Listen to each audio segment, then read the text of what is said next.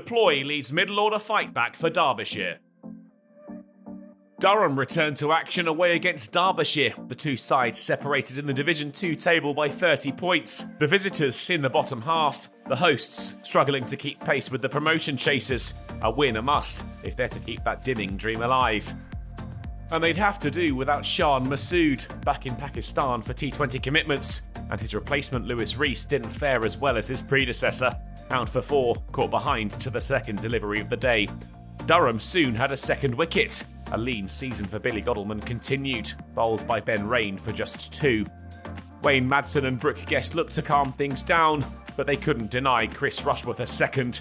Madsen outcaught behind for 9. Guest and Plooy pushed the score beyond 50 after 16 overs, but Durham would soon add a fourth wicket. Guest the second batter bowled by Rain, his 33, the top score so far.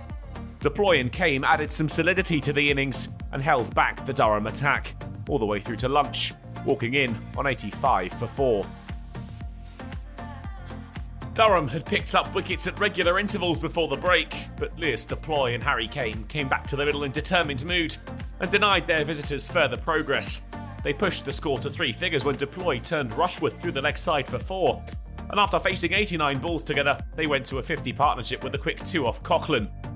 It took Plooy 73 balls to reach his 50, brought up with a lovely chip down the ground for 4, out of the reach of a leaping Ben Rain. They kept on going. Plooy was the main threat, and Kane was coming into it too. The score started to look much healthier.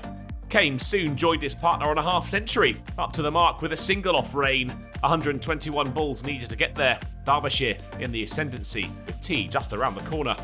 Plooy moved them on to 200 in the overs before the break, but he wouldn't make it to tea. Travaskis found just enough turn to clip the edge. McIntosh did the rest behind the stumps. That left them 206 for 5 at tea. Good recovery from Derbyshire. The match, an even one so far. Anuj Dahl was Kane's latest partner, and the pair looked solid at the resumption, pushing the score beyond 250 without too much to trouble them. And soon they'd work their way to a 50-run partnership. That was worth 54 when Kane fell for 78, bowled by Oliver Gibson. Some momentum for Durham. Mark Watt caught by Coughlin off Travaskis for a 4-ball duck. And Rushworth saw them slump to 8 down. Aitchison, LBW for 7. They'd found a groove. Potts was bowled by Rain to leave the hosts down to their final wicket. Anuj Dahl wasn't put off. He flashed a 4 off Rain through the covers to reach a 50, scored off 79 balls, and he ensured Derbyshire would finish the day with 300 on the board.